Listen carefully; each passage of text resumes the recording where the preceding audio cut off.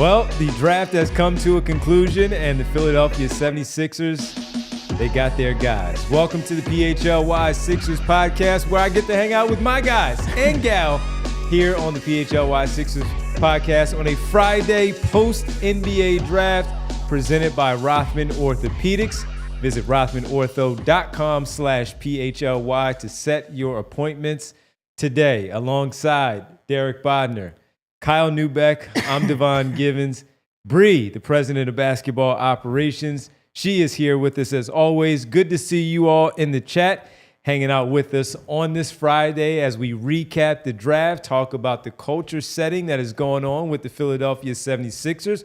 We'll talk about a few more things like the Summer League schedule is set, and also go around the draft a little bit more, kind of recapping some things there as well with maybe one name in particular. We'll talk about him a little bit later as we hang out with you on this Friday. Thank you all again for the entire week, for the entire draft 2 days that we had there together. It was fun. It was phenomenal to be able to hang out with you all. We hope we brought some entertainment and some good basketball conversation, along with Rich hanging out with us as well. We hope we did justice to the PHLY Sixers family out there with the community for the time that we were able to spend. I'd like to think we did. I think, that was a lot of talking we did over this last couple of days. This is where I would love for us to have what we've been talking about, some just sending your messages via voice, and we'll listen to you and we'll react to that. But hey, maybe down the line we'll get to all of that.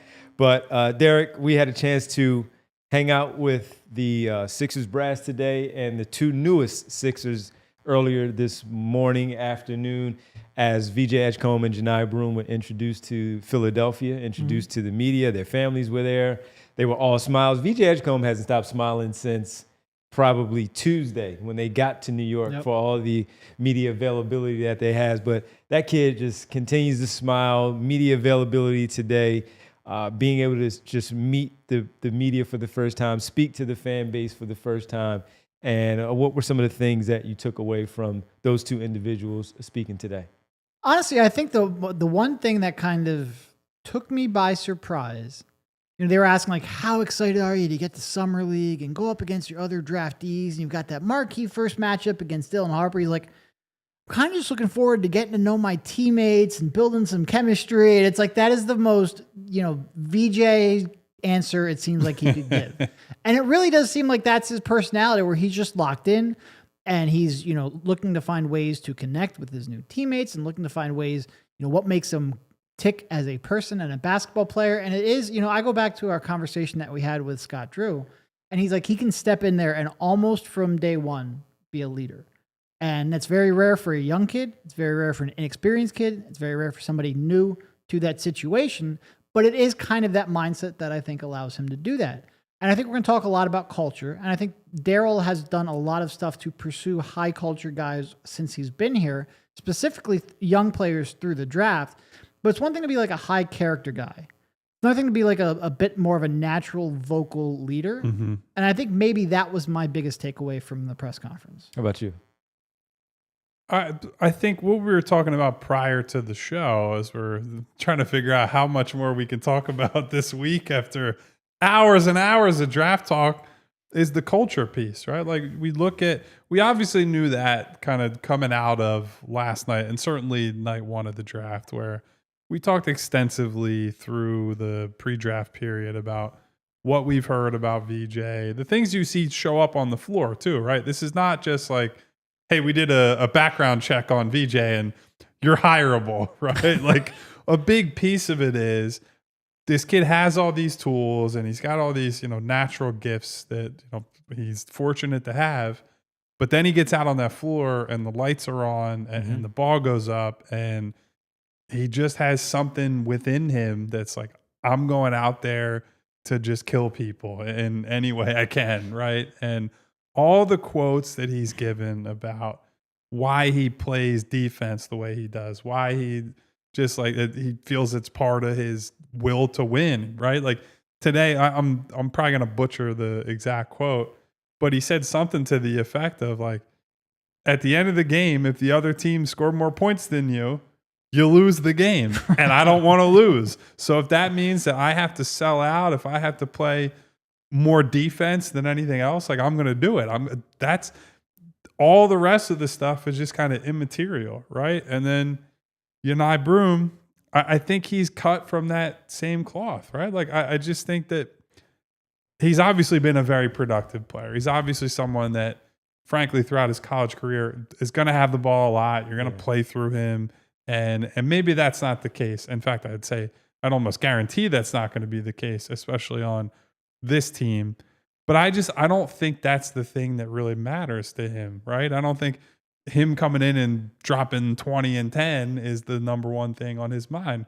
I think certainly you see that in the way he plays, right? It's the effort on the offensive glass, extending possessions 2 and 3 different times. I think he's an unselfish player, right? Like, he passes the ball. He sees pressure.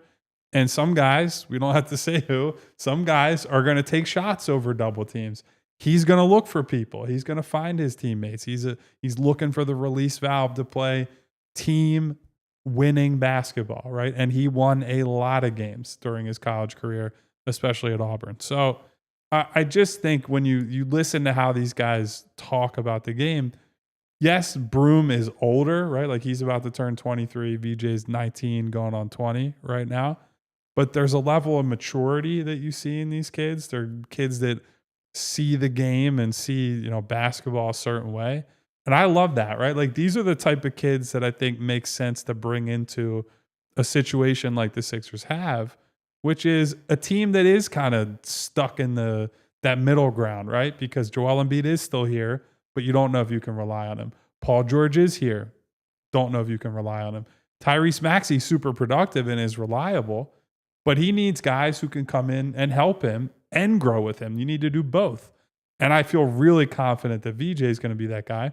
We have our both sides of the Broome argument, but at the very least, I think these kids are coming in with the mentality you need to be immediately successful and to leave an imprint in that locker room. And so you just get that little bit more excited. And seeing, frankly, like, I posted the picture on social of, like, VJ's whole family just decked out in Sixers gear, right?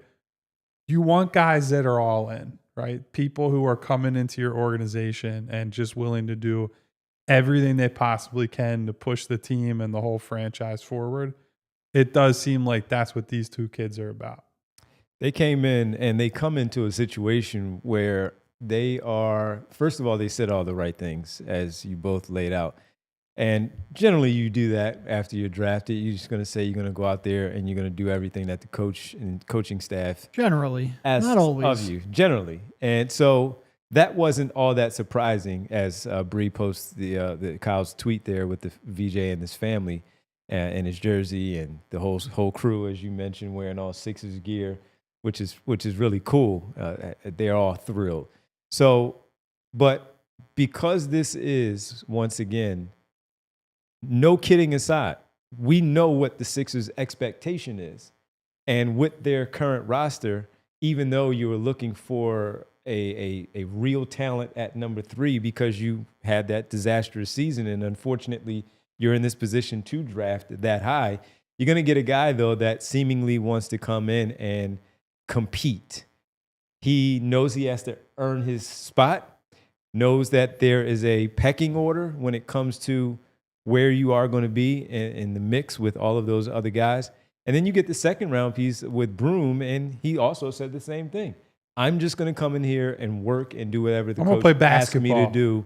And they both said, I'm just ready to go play basketball. Mm-hmm. So they'll get their chances. We'll talk about Summer League a little bit later and be the featured guys. But when it all comes down to it, the minutes are going to be a lot lower than what they have been able to do in college. What they expect maybe in Summer League, that's going to dwindle when we get to October, November, and, of course, in the guts of the season. But to hear them say what they were saying, and Kyle, this will kind of lead us into the culture piece of it. You talked to people down there. Derek did as well. I also spoke to some people there. The theme was, man, we got some really good guys that seem like they want to be here. And that's where the culture piece comes in. And by the way, the immediate response from people who are skeptical is always going to be, well, sometimes you need guys who, I don't care if they're a good guy, I need better These guys were really good and productive basketball players, right? Like Johni Broome, as we said last night, first team All-American. I made up all kinds of titles, right? First team college basketball. It was right? awesome. He's on like 5 or 6 different All-American teams, right? The different people that vote on that. He was productive every single year of his career, dating back to when he's playing in the Ohio Valley Conference. He transfers in, and then he's dropping 15-8, 14-10, 18-11 this year with 3 assists, efficient from the field. VJ comes in, 15 points a game, 6 rebounds, 3 assists, 2+ steals, close to a block. Like, these are not guys that's just like, oh, I like him as a person, and you're going to try to win because he's a good person. They're guys who are cut from the right cloth, right? When you look at why people love to bring up the Eagles all the time, right? And the Eagles right now, very easily the gold standard in this town sports-wise. Coming off of the Super Bowl, they went to another recent Super Bowl. They won the first in franchise history. What was that, 8 years ago now, 7 years ago now? It is great to be able to finally say gold standard and not do it and not have it be a sarcastic, like, hey, yeah, okay, Jeffrey Lurie. But they're the gold standard. And a lot of what they've done, yes, they've taken some risks, right? Like Jalen Carter was one that he had some of that stuff pre-draft that people are like, hey, well, is this kid going to have his head on straight coming into the league? But by and large, they get guys who are not just great players. They're hard workers. They're character guys. They're people that come in and work every single, like Devontae, great example. Jalen Hurts is someone who's a notorious worker, not just on like the craft of being a quarterback, but in the weight room, like taking care of his body, doing all the extra stuff that you need to do in order to put yourself in the best position. And when you have guys like that in leadership positions, in important positions in your organization, guys come into the gym every day, new guys, right? Free agents, draft picks that will come in down the road. When you look at someone like Tyrese Maxey, where Doc Rivers straight up said, we had to tell this kid, you're not allowed in the gym today. We're blacking out the gym for you today because you need time off. When new guys come in and they see this kid's an all-star or like pushing to be an all-star and he sets that tone, VJ, number 3 overall pick, is going to come in and outwork and outplay people. That sets a tone every single day for the rest of the organization that other guys either have to follow that and match that, or you're going to get left behind. Either you're not going to be good enough to get on the floor, or these guys are going to be looking at you sideways like, I don't trust this guy. I don't see this guy keeping up with me. So I think it's really important to have your best players be these type of guys off the floor. Can I go back to the gold standard part that you were talking about with the Eagles, and you bring up Smith and Hurts and even Carter for that? But Kyle, that makes me go right away, Derek, to the A.J. Brown piece where you win the Super Bowl and we know he's a maniac of how to prepare for a season and do the things that he does, get frustrated when he doesn't get the targets or at least be involved in the offense. He wins the Super Bowl and like 2 days later he's saying, all right, it wasn't what I thought. I'm not satisfied. I want to get back out there and play. He's ready to go immediately, but that's setting it up again because if he's not satisfied with winning a Super Bowl, then the way that they did it by blowing that team out and having the success that they did to get there, when you come into the next training camp, or forget about it, the offseason, where he's training the way that he is and he started that 3 days later, now you're back at it again when training camp does start. And if guys are lagging behind in camp when they all get back together, it's going to show that, hey, the leadership is there. You need to be on my level of what I am doing. We may not say to play the same amount of snaps and get the same type of attention, but you need to be in your tip-top shape and you need to be at your very best in order for us as a team, as a culture, to succeed and win again. And maybe he will enjoy number 2. Maybe he won't. Maybe he'll need a third one to do it, but it's going to drive that locker room to, well, I'd be like, all right, man, you need to settle down. Maybe, all right, you just won 2 Super Bowls, relax. But it's still just the mere fact that a guy that is that driven, and he is one of the very best in the NFL already with what their culture is. And you have it in different ways where Jalen Hurts is, all right, keep the main thing, and I'm not talking about anything. And then you have the opposite. It's a wide receiver, and wide receivers tend to go that way. Yeah. But it's still, right? Devon, one of the best posts in social media history. Someone did I think it was on Twitter, where it was like, here are the different position groups talking about themselves. Quarterback was like cliche, cliche, cliche. Right. Tight end, derp, and then wide receiver, a wide receiver. The enemy treads softly and carries a knife. Like they just march to the beat of their own drum. Exactly. It is something. Exactly. But Derek, with that culture, and again, that's the gold standard across the street. And that's the thing for me sometimes when you do have that type of success in one city. When you look at Golden State, it's a little bit different because Golden State, while they had their run, all right, the Raiders were what the Raiders were. They were still trying to get out of there because they were trying to head to Vegas at around that time. And the A's, who knows what was going on.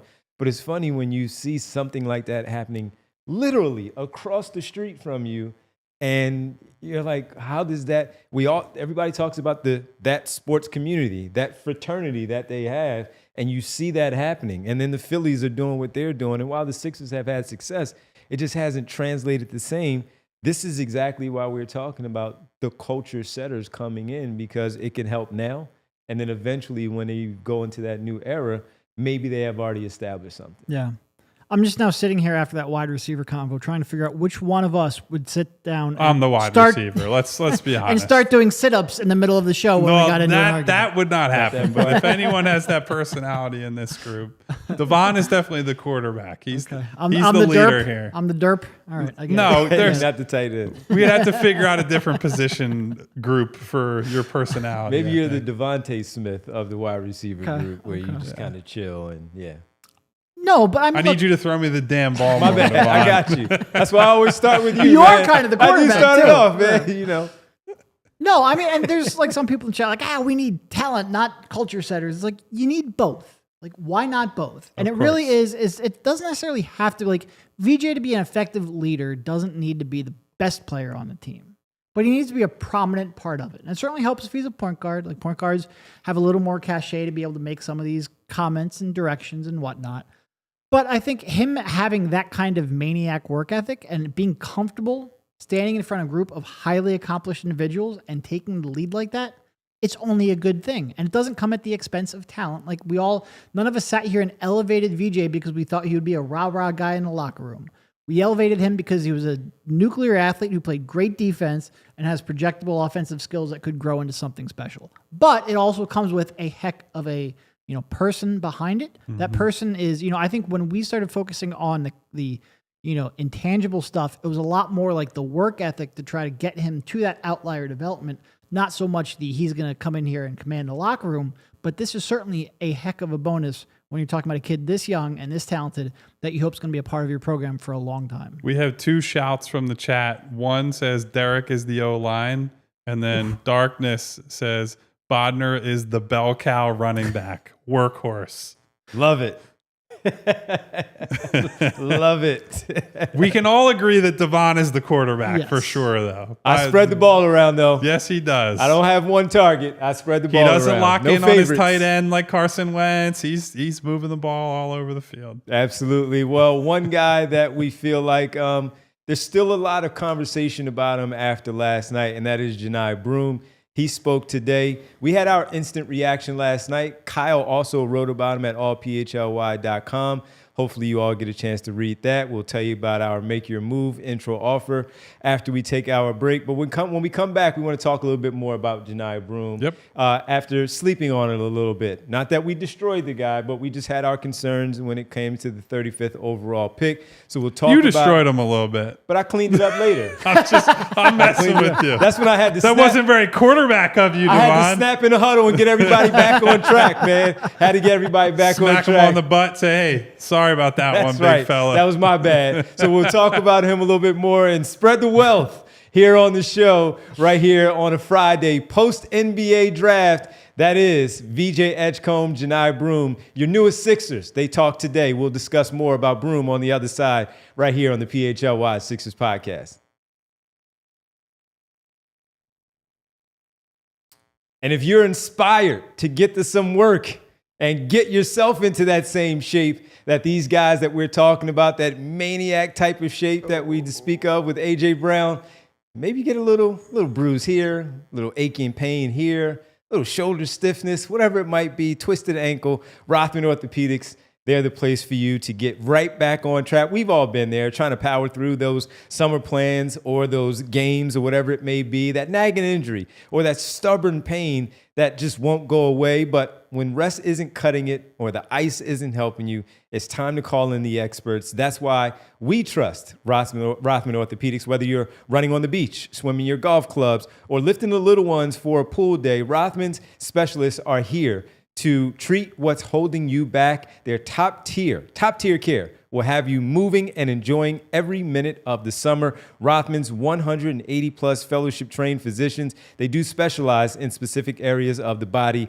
and a multitude of orthopedic services, including hip, knee, shoulder, elbow, foot and ankle, hand and wrist, sports medicine, physical medicine, rehabilitation, orthopedic oncology, and trauma fracture. They all have it right there at Rothman Orthopedics. If pain is slowing you down this season, take the first step. Head to rothmanortho.com/PHLY and schedule your appointment today. Rothman Orthopedics, your summer, your mobility, their mission. All right, so I walked into my garage yesterday and it felt like a sauna. I got to tell you, Devon, this Philadelphia heat, especially coming off a cool period, no joke. All right, so here's what I did. I got like 10 bags of ice, and I made myself an ice bath to stay cool instead of turning on the AC. But why wouldn't you just turn on your air conditioning? Well, I was trying to be energy efficient. Go green, go birds, right? And a little power dribble. Make sure I stay away from it. Yeah, but, instead of icing yourself out, you could just check out Pico's energy-saving rebates. They've got deals on Energy Star cooling equipment that actually work, and they cut down your bills. Hold on. So no more ice? Unless it's an ice cold beer, Devon, we don't need to talk about ice. That makes a lot of sense. So everybody just head to pico.com/ways to save. They've got tips for everything. Heating, cooling, lighting, you name it. Don't resort to ice like my friend Devon over here. Whoa, the outfit change. Look at that. Fast. Amazing. Fast. How did that happen? Welcome back to the PHLY Sixers podcast here the day after the NBA draft comes to a conclusion. People were saying, "Where's Waldo?" to me about my shirt. Here's Waldo again. There you are. Good to have you back there, Waldo. Now I know where to find you when I'm spreading the rock around. I got you covered. All right. We also want to tell you about The Future is Bright, folks, presented by Shady Rays. And with that, I want to tell you about, talk a little bit about. Hey, I have some breaking Sixers news. All right, let's take a pause on that. The Sixers are declining Jared Butler's team option. Okay.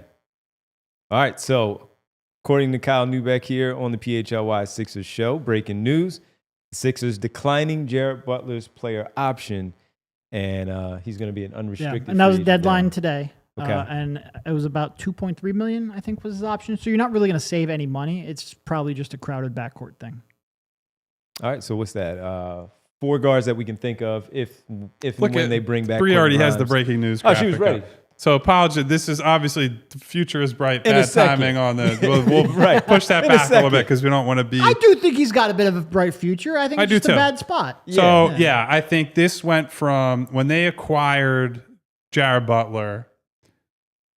That was still at a time when we were in squinting mode, right? That was Daryl Morey's kind of trade deadline view, of at least the organizational view. Let's see if we can get these guys on the floor and healthy.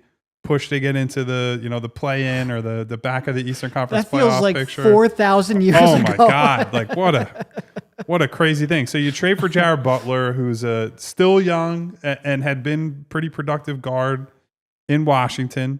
And said, hey, this is a guy that can come in and play some minutes, right? Like they had injuries in the backcourt, or frankly, they just had guys in the backcourt who couldn't play because they were old and not all that good. And Jared was okay, right? Like he wasn't anything exceptional here stuff in Philadelphia. But now that you draft VJ Edgecombe, they're going to take a look at a guy on a 2-way as a guard. It's just a number crunch, right? It's just not the situation for him anymore. And more specifically, I think it's probably a defense crunch. Like Yes. it is, Jared has some intriguing skill sets, namely the passing and the lob throwing, which I know we'll pour one out for Devon later today. Yeah. But him combined with Maxey, combined with McCain, there's just too many short guards who struggle defensively. I wonder what this means, with Gordon. Maybe they want to keep him or Lowry around it, be a mentor for some of your young guards, specifically the Bahama native that you just drafted and rolled out to the media. But I think if you are going to have a fifth guard, which we mentioned before, I'd love one with just a little bit more size. It's so tough to have these many short guards and try to compete. If you are going to, I don't think rostering a fifth guard is a problem per se. It's just you would love someone who could defend a 3 in a pinch. What kind of, speaking of the money options, just real fast, because of that, what does this now do for, if anything, for the salary cap and how they could attack free agency if they did want a little less money, but a player to your liking that you just mentioned? Yeah, nothing really. Because a $2.3 million contract, it's like right at that 2-year veteran minimum. Anyone they replace is going to make almost the exact same thing. It's just freeing up that slot for somebody at a different position and skill set of need. So, by the way, revisiting the trade the Sixers made. It was first for like 4 seconds, right? That deal was the Sixers got Jared Butler and 4 future seconds.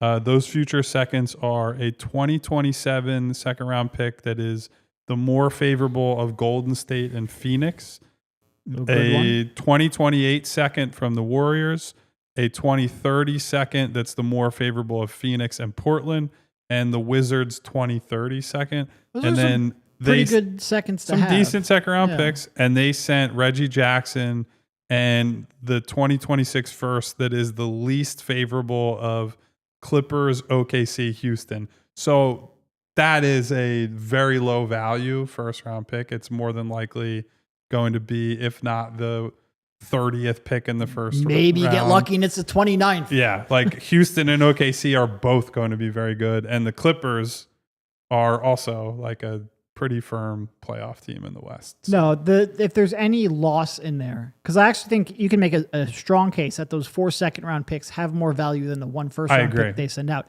It's really just Stepien implications. That's the only real downside of that trade.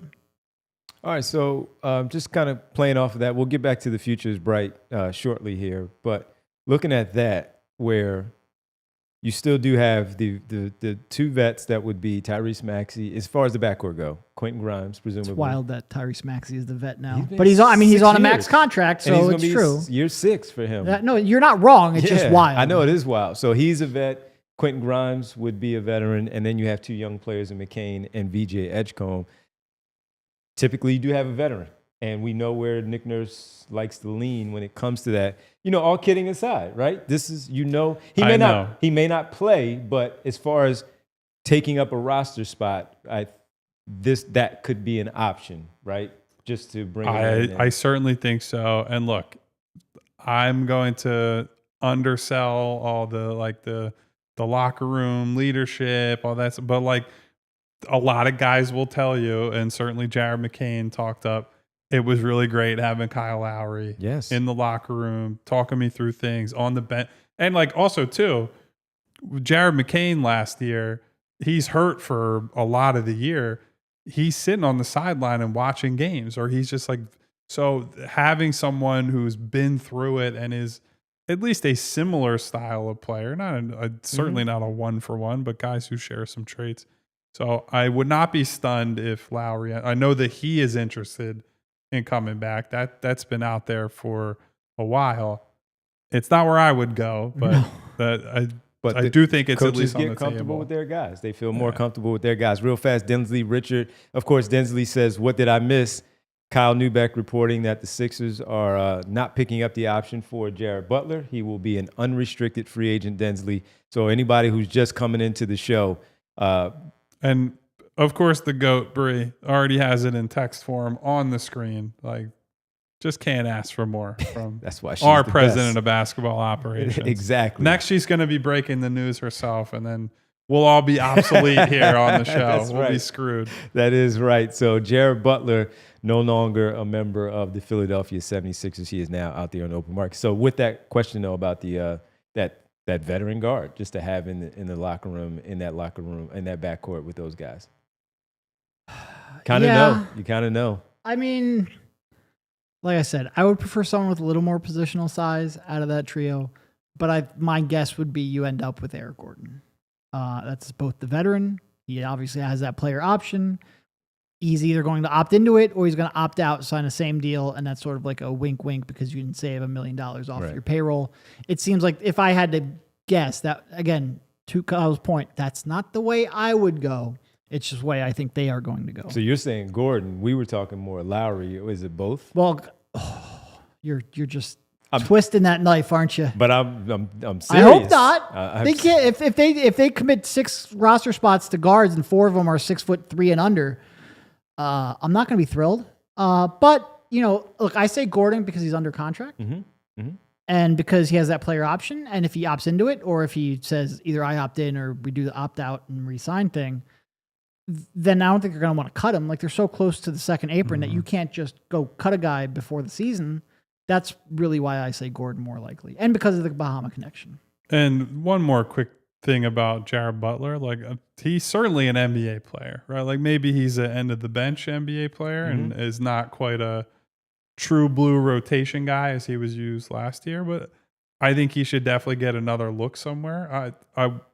If I were him or I was his representation, I'd probably be looking for a team that's got more of a rim gravity big, like someone who can play some. Like I think him and a Dembona made some sense on this team, right? If you can go somewhere where maybe honestly, I don't love some of the other stuff that they have there. I don't think he'd be a bad ad in Phoenix, for example, on a minimum, right? They have all these shooting guards. They don't have a lot of lead point guard types. You put him with Malawach, you put him with Mark Williams. Like I think he'd be worth a flyer for a team like that. Yeah, it's not a bad spot. Yep, absolutely. All right, so breaking news here on the show. Sixers are declining Jared Butler's team option, according to Kyle Neubeck. So one less guard on the roster for right now. We'll see where things play out as the offseason continues. Free agency starts at 6 p.m. on June 30th. That's a Monday.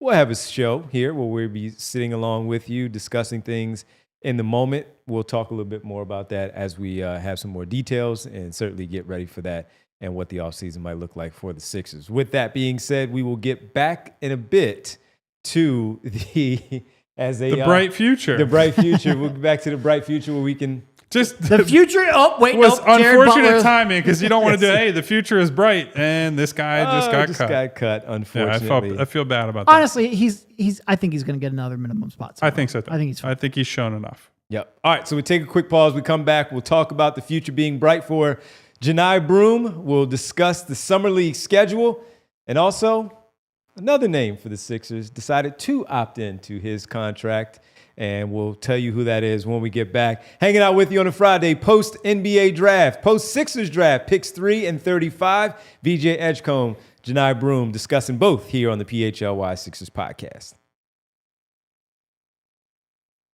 All right, folks, Bet365, whatever the moment, it's never ordinary at Bet365. A lot of baseball going on right now. People a little frustrated, 3 games in a row that they lose the games, they lose the series. But guess what? They're still a very good baseball team. So as you get ready for the weekend and you get ready for your baseball squad here in Philadelphia, and maybe you want to place a little wager and say, you know what? They're going to bounce back. They're going to be just fine. You do that with Bet365, who has over 90 million users worldwide. I am one of them. How about you? Live streams of 780,000 events a year, early payouts across the NBA and the NHL when those seasons get back underway. Sure, you could bet on the Summer League right there at Bet365. So Bet365 has pioneered that live in-game betting, offering the widest range of games and markets available for live in-game betting across 78 sports. And breaking news from Bet365, not like Jared Butler breaking news, but this is still big. That is new customers getting $150 in bonus bets. When you bet $5, win or lose, sign up, use code PHLY365, deposit $10, and place a bet for $5 to get $150 in bonus bets if your bet wins or loses. Bonus bets can be used on the spread, totals, player props, futures, and more. Whatever the moment, it's never ordinary at Bet365. Must be 21 plus and physically located in Pennsylvania. If you or someone you know has a gambling problem and wants help, call 1-800-GAMBLER. And just like your favorite team needs a home court advantage, your favorite home needs a home floor advantage, and Empire Today can help you get it. Empire Today has flooring experts, dedicated flooring professionals who focus on flooring every single day. We've all been to some of those big box stores, and while they might have a flooring department, the person actually helping you with flooring may have been doing sinks yesterday and could be stocking light bulbs tomorrow. It's actually my backup career. We'll see how it goes. Empire Today lives and breathes flooring, and they will be with you every step of the way. They're flooring experts.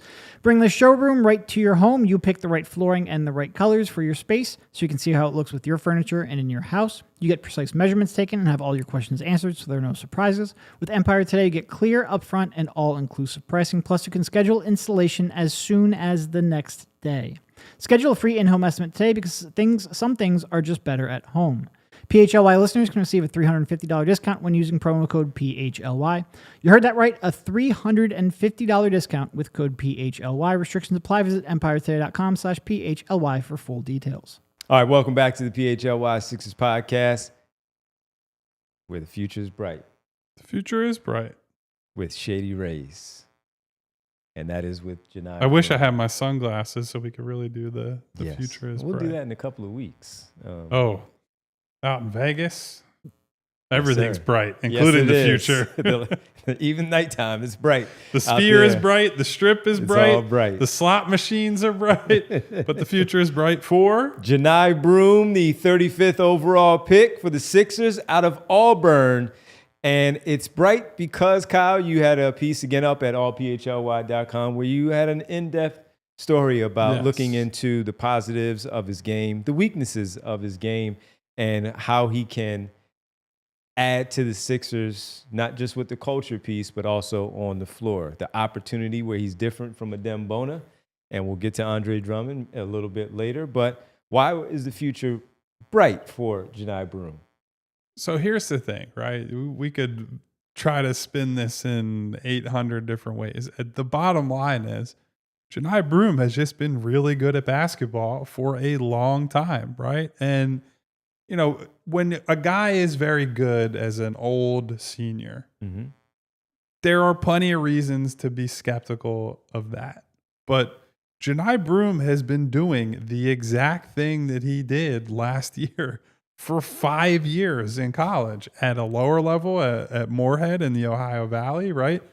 At basically every year of his career, he's a close to double-digit rebounds guy. He's somewhere from, now this year he was up at like 18, 19 points a game, but he's at like 10 to 16 points a game as a younger player as he rises. He's 2 block shots. He's scoring pretty efficiently, if we set aside the free throws and some of the other stuff, but scores around the rim, is a good playmaker, takes care of the basketball. Like he does a lot of things. And sometimes people just overthink it with draft prospects, right? There are times when a guy plays for, he doesn't have the greatest measurables. He can't jump all that. Like I know that video of him at the combine recirculated last night where he ain't beating many people in a jumping contest, right? Or at least a standing jumping contest. But you put him out in a basketball game in a 5-on-5 situation. He gets guys in front of him. He steers them where he wants them to go, right? He's going to direct them to his spot. He gets somebody by the basket when he's on defense. He's not jumping all over the place, chasing crazy block attempts. He's going to stay on his feet until that ball's coming out of your hands, and he's going to have a good chance to block that shot, right? Like he's just a smart, high field player who was ultra productive once again, I'd say it probably 2 or 3 times a week, in the best conference in America and one of the best conference seasons that we've seen in quite a long time in the SEC, right? Like they were absolutely loaded, not just in draft talent, but depth with upperclassmen, tournament teams, and they were an elite team. You know, they go to the final. That was a team that could have won the national title. He was the best player on that team. I said in the post about it to promote the story this morning, he had an argument as the best player in college basketball this year. It doesn't mean he's the best prospect. He's the 35th overall pick for a reason. And certainly we tip our caps to Cooper Flagg and some other guys in that conversation. But I get it, right? He's a 6'9" guy who has not shot the ball particularly well. and probably has to play center on a team that needs forwards, right? And there were some guys that were probably cleaner fits here. But ultimately, Daryl and the Sixers front office looked at it and said, just give me the guy who has been an awesome basketball player, and we think he'll figure it out. And if you're going to make a bet in the second round when there are tons of guys who are just never going to make it, I don't think it's crazy to take the guy who's been a very good basketball player, even if I'm skeptical of him. Yeah, and look, would I love someone who could maybe play multiple positions, play a little four, play alongside some of your bigs? Yes, but if there's any team in the league that needs a regular season innings eater big, this and he team is that for sure. Desperately needs a regular season innings eater big, especially one who can step on the court relatively early in his career. So I think there's some concerns over how much translates, but I do think there's just something to be said for like, all right, look, we have this need. We have this 35th pick. We feel like this guy, even if maybe he's not going to be the greatest playoff performer or he has to improve some things before he's a playoff performer, we have confidence that during the regular season, he will help us tread water when we have games where we need to tread water, which, as we saw last year, could be a way too sizable chunk of the season. So just looking at some of the people in the chat discussing how his fit will be in the NBA, see that, let me see, I saw Follow the Water 94. All the name changes today are just absolutely roll call has got to be wild. I'm going to be looking at avatars, making stuff up. Yeah. So Follow the Water 94 was saying that he's too slow to play the power it's a forward fair position, concern, but he can maybe play the center position. So the thing that one of the main reasons why he fell to the second round and why you'd be skeptical of him is, okay, so he was able to contain guys in college, direct them where he wants them to go, block shots, do all that, and it works defensively. I don't think he's like a pure drop big. Now, he's not a switch guy, but he's at least got a little bit of defensive versatility. The concern would be, yes, I think he's got, our friend Sam Vecini refers to, he's got heavy feet, right? And so when you ask him to step out on the perimeter, if he's got to play a little bit higher and get up to the level and pick and rolls against, on a floor that's spaced better than college games are, there are some guys that will just turn the corner and go by. And there's guys like even Jared Butler, who just got, that's that going to happen. go, right. And the question is, can he prevent that from happening enough that he can stay on the floor and do all these things? Because he has real strengths. He is an elite rebounder. Yes, he is. He was a rebounder from day one in college, right? Offensive rebounds, defensive rebounds. That guy goes and gets the ball. And I think people often think of that as like, it's a thing that's anyone can do it, right? But there are some guys that are uncommonly good and skilled. And one of the things I really like watching him is he just reads the ball in flight really well. There are some guys that like, I know where it's going to hit the rim and I'm going to position myself accordingly and go get it, right? Not everybody does that. Dennis Rodman, who's the greatest rebounder ever, he talks about that a lot, right? When you watch him in interviews and documentaries, it's like he practiced that. That's something, that was a skill that he developed. You're thinking about angles, like, all right, if it comes in here, where could it go? Where could it end up? And so he is great at a thing that they have been awful at as a team for a long, long time. So I'm really happy that they got someone who frankly is just going to come in and move people out of the way and put himself in position to get rebounds, right?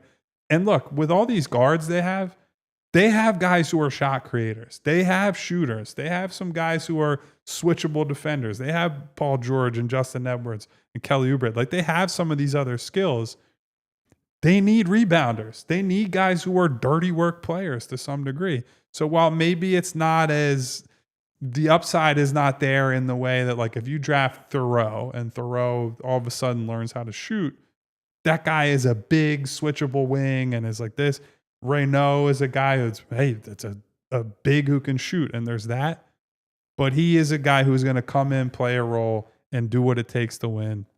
And I don't have any problem with guys like that. I'll be happy to see him turn some misses into extra possessions at the very least. Yeah, so he's going to be able to do that. And there was a question here, Derek, where someone was asking, let me just find it real fast just so I can lay out the question.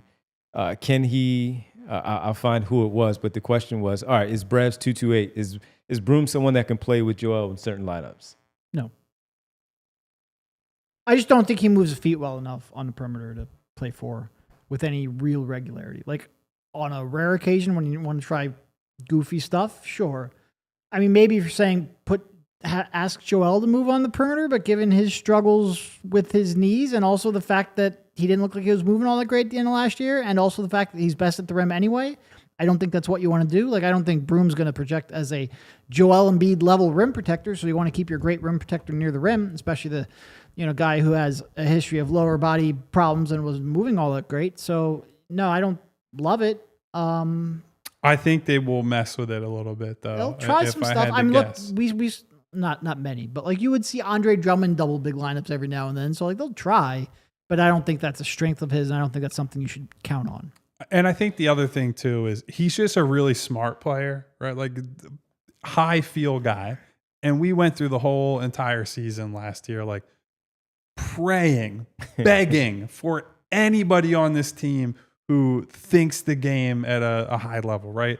And he absolutely does, right? Just a good player under pressure who is not trying to play hero ball out there, right? He put up crazy numbers at Auburn, but it's not because he's just looking at every possession and saying, I'm going to get mine, right? He's using what he has as well as he can. And so if you're going to bet on somebody to outperform what their measurements are and say, like, he's going to make it work, it's guys who are just smart, right? Guys who just are savvy basketball players.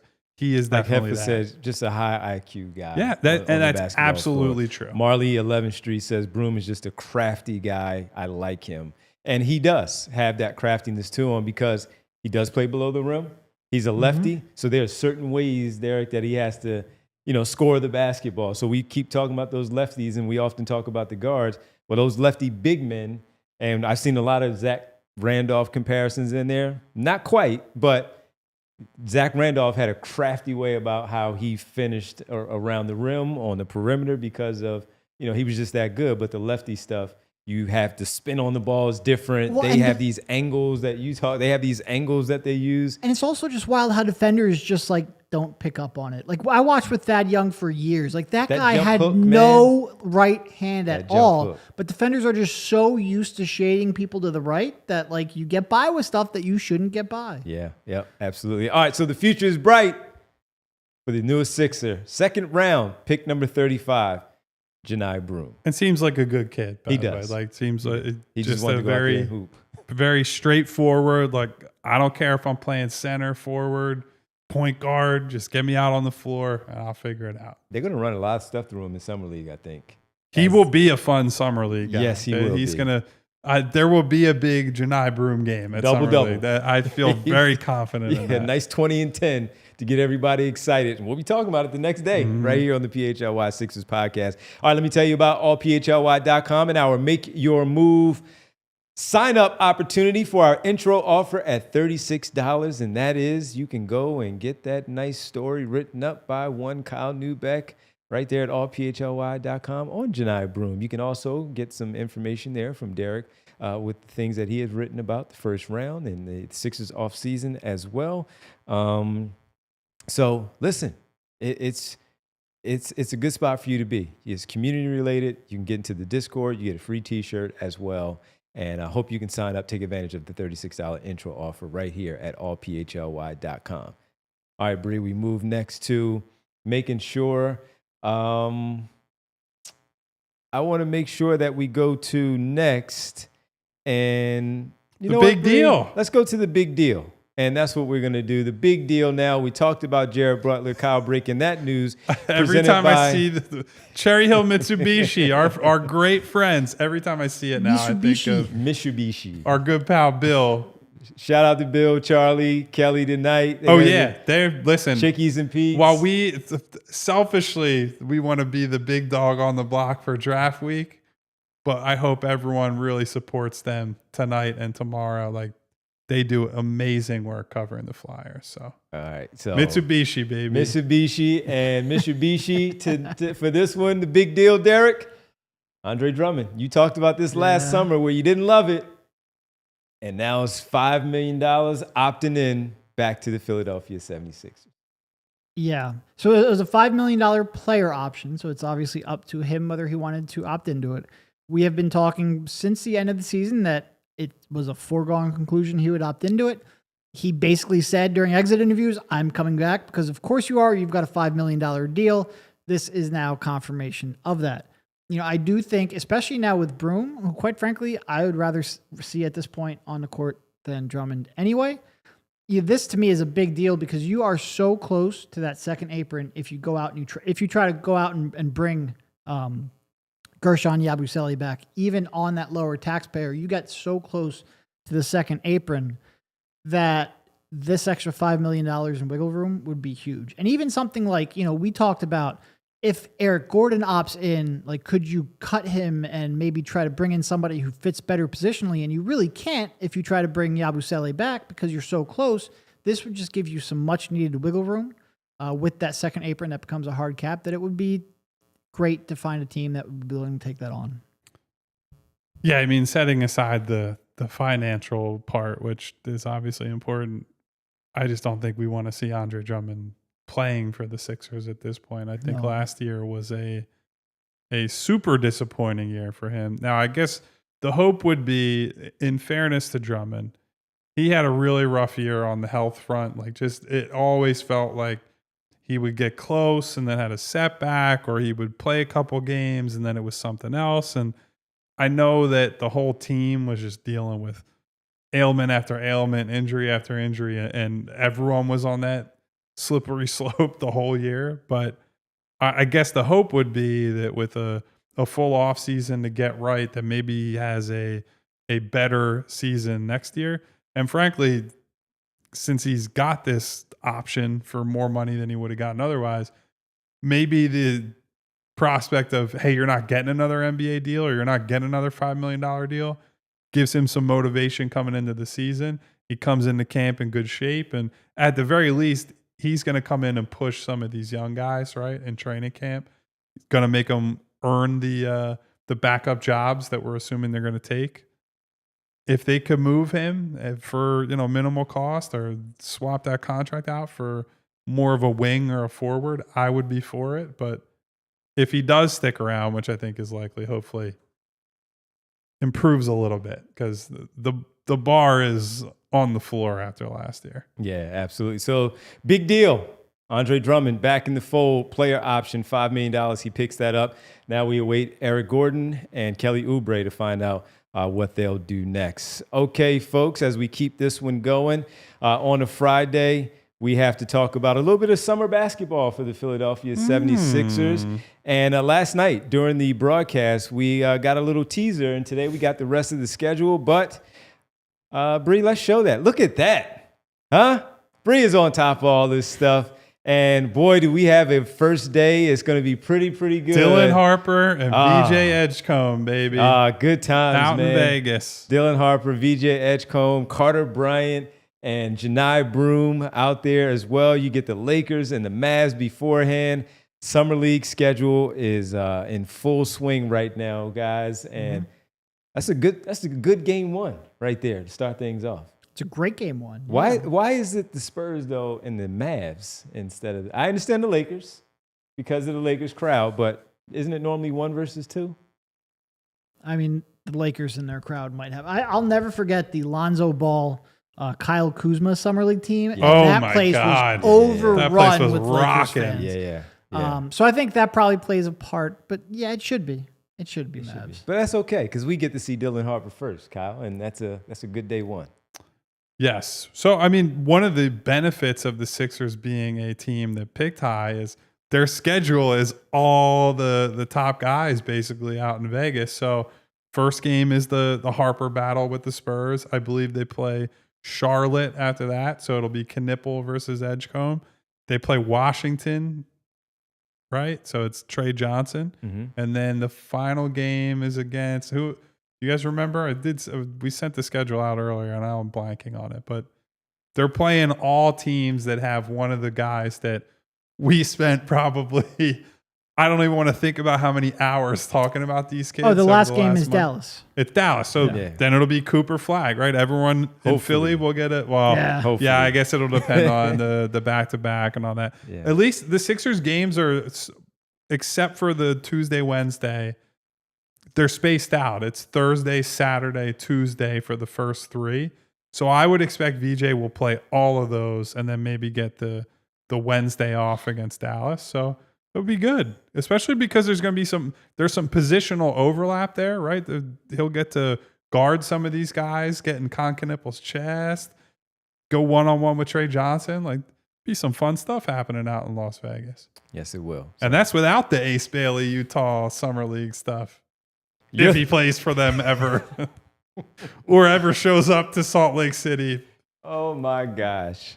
I do love it because there are now Utah fans that are like, well, he followed the team on Instagram. He accepted the invite to collaborate on Instagram. I'm like, oh, I'm just so happy that's not my world right now. He is pouting right now, man. He is really pouting. Listen, I'll say once again, wow. Seems like from what everyone says, he's a good kid, but thank God we're not, this is not our everyday. We can sit here and talk about Johni Broome's basketball IQ, VJ's wonderful family. He's dropping Go Birds references. Go Birds. He's asking for restaurant recs, which I didn't get to catch up with him. Him and the family went and actually, I think, ate lunch at the Sixers facility after the presser. But if you guys do have restaurant recs for VJ Edgecombe and Johni Broome, we'll pass it along. Please submit those in the comments. We will pass them along. My mission was going to make sure he doesn't go for his first cheesesteak at Pat's or Gino's. You got to send him to, like an Angelo's, maybe hopefully an Ishka-Bibbles, somewhere. Sure I know, Devon, you're an Ishka-Bibbles guy. I'm an Ishka-Bibbles guy. Yeah.